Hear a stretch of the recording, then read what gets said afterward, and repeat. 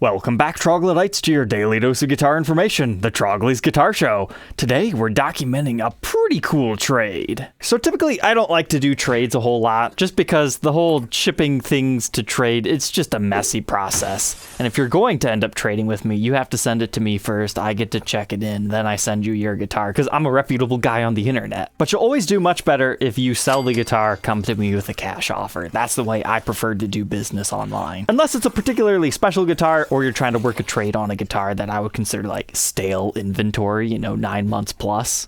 So today we're documenting the tale of this one. The guitar being traded to me is actually going to look a little bit familiar to you guys. It's a Cosmic Stew ES-335. I'm looking forward to getting this thing out. All right, finally seeing a Cosmic Stew guitar in the flesh is awesome. So just in case you're not familiar with what this was not a limited edition run that Gibson did that was called Cosmic Stew. This is part of the Gibson mod collection. So when they first launched, they had like a couple of Les Pauls and I think an SG. But then a couple of months back, they decided to reissue the finish on a few other guitars. They're pretty much fan favorites at this point. However, whoever had purchased this initially ended up trading it to Chicago Music Exchange, and then they posted some good photos of it. They actually had a really nice price on it, so it sold quickly. And then the person who bought it from them decided to contact me to see if I would trade for a particular Les Paul that I had in my collection. So let's go ahead and find out what that Les Paul is before we continue documenting this thing. Well, looks like we're trading modern day brown case for a 90s brown case. This whole case is actually in really good condition, but the guitar that we are saying goodbye to is this one, my Natural Bird's Eye Les Paul Standard. Now, I firmly believe the only reason that this thing hasn't sold like almost instantaneously all comes down to the fact that I didn't do a full review and demo. We had just unboxed this. Kind of a sad story of how I got this one. A viewer of the show bought some guitars from me, including the review 125th anniversary Les Paul Supreme. He passed away and his family sold his collection back to me, including that Supreme, which is now in my personal collection, and this was just another one of those guitars. However, in checking this Bird's Eye guitar in to check out what pickups he had in it, he actually had a really nice boutique set of pickups, so I ended up taking those out, selling them separately, and then putting what would have originally came in this guitar, the 490R 498T series, in here. It restored the whole gold look, because when I got it, they were like aged nickel covers, so it just made the guitar a little bit more original. Sure, it's still got a few replaced parts, but it's a beautiful guitar. So they have to let me know, who do you think got the better end of the deal? I honestly think he did, because I would rather have a 90s Les Paul Standard than a current day mod production guitar. But at the same time, this is one of the very iconic ones. It's got a really cool refinish.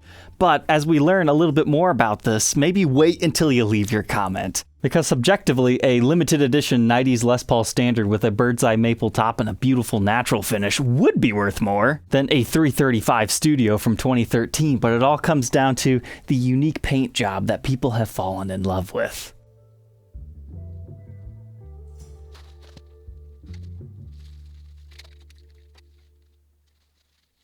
Okay, so 2013 brought out an interesting studio version of the ES-339 and 335. They came in a midnight blue and a straight up ebony finish. Now it gets kind of confusing calling them studios because, previous and post to these things coming out, a studio will look completely different. I mean, these were more so geared towards punk rockers. They had one Dirty Fingers Plus pickup a la Tom DeLonge style, ES-333. They had no F-holes, so you wouldn't have as much feedback, kind of Lucille style. They came with gig bags to keep them cheap. They had no binding along the body, which is really bizarre for an electric Spanish model, but yet they still had black binding on the neck, and they also came in two variations. You could find a stop bar variety and a trapeze. And then to further complicate things, they also had quick connect electronics in them. But hey, just like the Tom DeLonge and Lucille's, they have a back access control plate, so it just made sense for them to do that. They were very shortly lived, pretty much only a year. And I've reviewed the 339 model if you want to check it out. My final thoughts on that were, I love everything about the guitar because they got the cool baked maple fretboards and everything, but I hated the way those pickups sounded. And I always said when I document the full body 335 style that I want to do the trapeze so it'd be a little bit different despite not being my favorite. So that's why when this opportunity arose for me to A, document the cool Cosmic Stew finish, and B, document the 335 that I wanted to do. But at the same time, this one's completely different because our pickups have been swapped. So maybe that will make me like this particular their guitar. So to learn more about this cosmic beast, let's go ahead and throw it on the workbench to take an individual look at its parts and specs and learn a little bit more about its modification history, because let me tell you, they actually did quite a bit of stuff to this.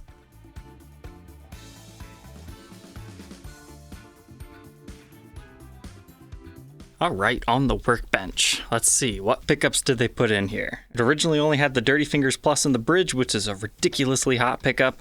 Now we've got a very traditional Burstbucker 1 in the neck. And for our bridge, a Burstbucker 2. I've got a feeling I'm going to like this particular version a little bit better, but let's check out the routing job. So remember, these normally just had a little red tenon cover over top of this, and it didn't have a neck pickup at all. If you were to remove that cover, it would have looked like this. It's just the tenon itself there. That's why it's called a tenon cover. So naturally, the route job's actually pretty clean right here. And I was having a hard time finding specs for this particular model online, but a lot of places listed as mahogany, but that looks like maple to me. But here you can see how they constructed their usual way. You've got a maple poplar maple sandwich of woods, and then you got a maple center block here. And you can tell they kind of buffed through some of the finish right here, but thankfully that all gets covered over by our pickup ring. We had just reviewed the Noel Gallagher ES-335, and I learned a cool trick while doing that episode, that if you reverse the pickup ring on the neck pickup, it actually gets rid of this whole slanted downedness. So I tried that on this, and sadly the holes don't perfectly line up, and even if you do get it in, you can now still see the gap right there between the neck and the ring. So yeah, I'm gonna have to switch that back, because now it's even slanting the other way, so maybe we didn't learn something new after all. The pickup ring definitely has to be contoured to match the rest of the guitar, I think, for that to work. But anyways, you can see the adjustable pull pieces right here. They've just replaced the pickup cover on these with a black chrome one that has no pull pieces exposed at all. It's kind of a cool look, but I'm curious if that affects the tone. The same thing is true for our bridge pickup here. Pretty clean solder work. And here's the cavity, and a much better side profile shot here. But what's particularly cool about these ES Studios is the fact that they don't actually have to route as much out of these guitars, because normal ones, they have to wire it through this way and use the F-holes a little bit. But these guys, they got a backplate, so they can just do it Les Paul style.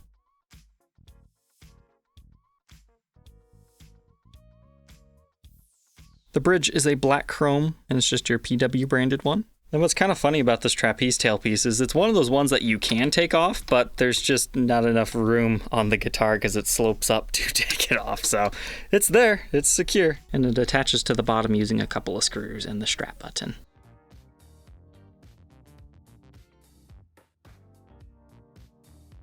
But check this out, even the knobs have a little bit of that cosmic flavor to them. I'm not sure if they custom painted them or if they just bought them like that have a little bit of an iridescent shine. I'm sure the outside B-roll shots will do a better indicator of that. Or maybe it's just reflecting the finish underneath it. I never thought about that. But then you just have a 3-way toggle switch. So let's go ahead and grab our readings. So for our bridge, I get 7.98 k ohms. That's like half as hot as the stock pickup.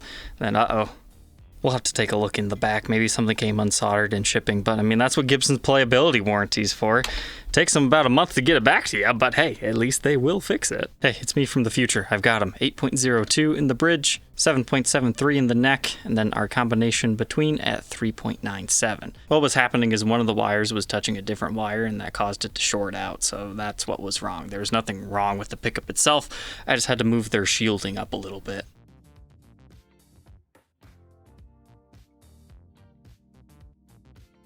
Let's just appreciate this finish for what it is. So I was always curious what it would look like in person.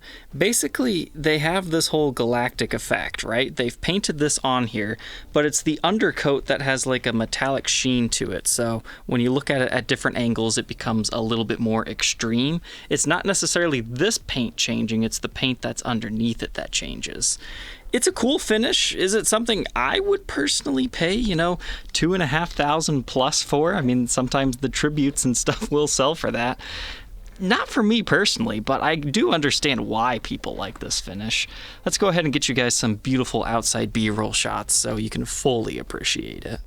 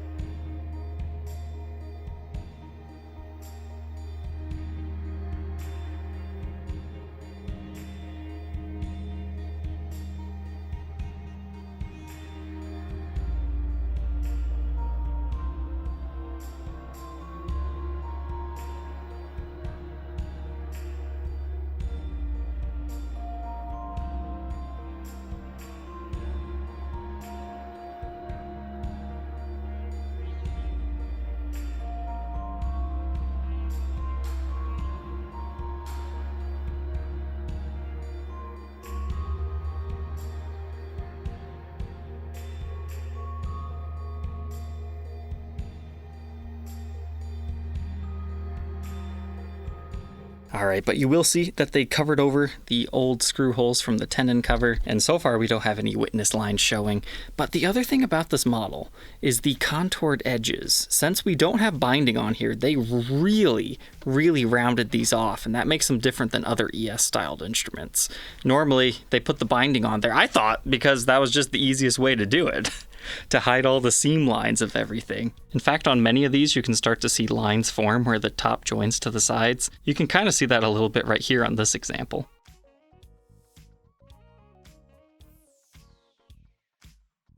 Alright, moving on to the fretboard. Once again, this is a baked maple fretboard. It might look like rosewood, but it's not. And I'm personally a big fan of these boards because they're so ridiculously smooth.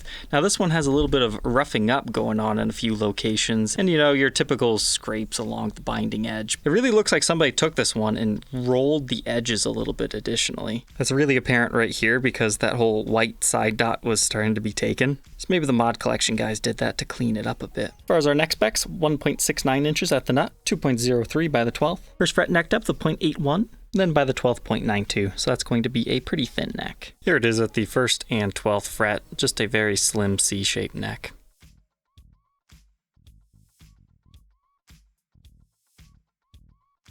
And of course it can't be a cosmic guitar if they didn't give it a matching headstock. That's such a cool look. The only thing that would have made it cooler if that was a Gibson Mother of Pearl logo instead of just one of their yellow decals that they then painted over. But that's pretty nice. I wish they would have put some sort of a planet in the middle of this one though, because they had that Les Paul Studio that had it by the toggle switch. I think that would look good on the headstock of the Cosmic Stew guitars if they ever do more of them. The truss rod cover is pure black, and the truss rod looks like this. And of course we get our black chrome Grover tuners here.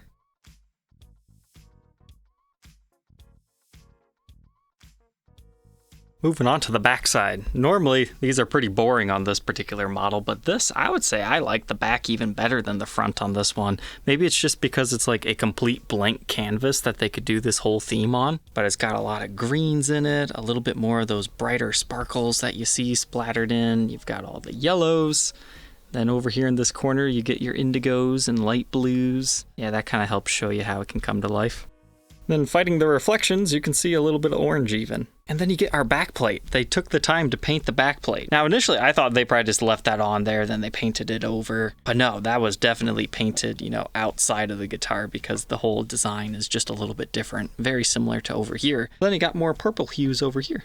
So incredible attention to detail with this particular refinish that they do. But then you take it out and the illusion is all gone. Now that would have been crazy had they actually taken some time to at least paint like the inside that you'll see when you take it out, or make it completely black so it's just like, uh-oh, you have broken space. So looking in here, we've got Gibson branded pots. Now I haven't actually torn apart one of the 335 studios before, but due to the spacing, I doubt these originally had the quick connect system. That might have just been a 339 thing due to the size, but I could be wrong.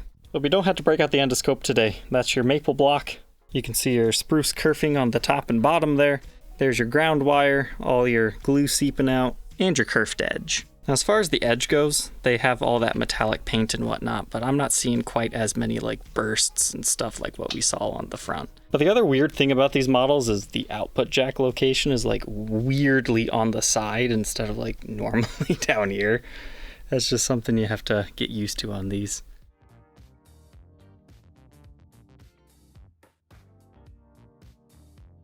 Then our neck is nice and rounded over here. And they really went all out with our paint job right here. I really like the neck on this one as well. All the same colors we've been seeing on the rest of the guitar are all present.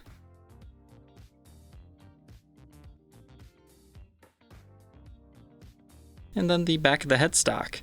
Stamped mod, and wow, you can actually see the serial number. Surprising. So whoever did Cosmic Stew, great job. It's a cool finish, and you've certainly captured the hearts of many a buyers.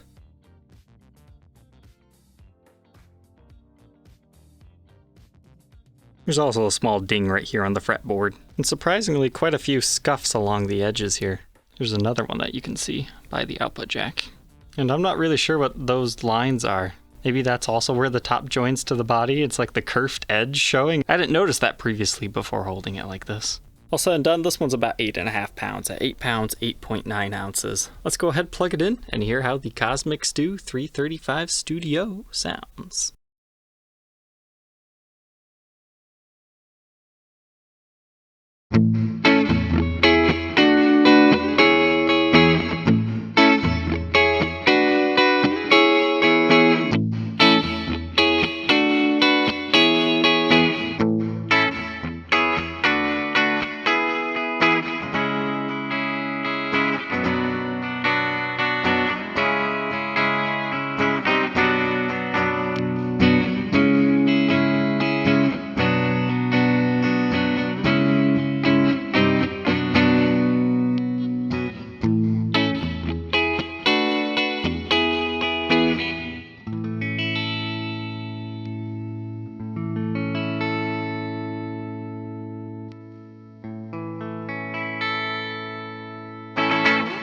Alright, so this one is a lot more traditional sounding, and I like it better than that 339 I demoed before. Let's go ahead and do a couple more tone comparisons.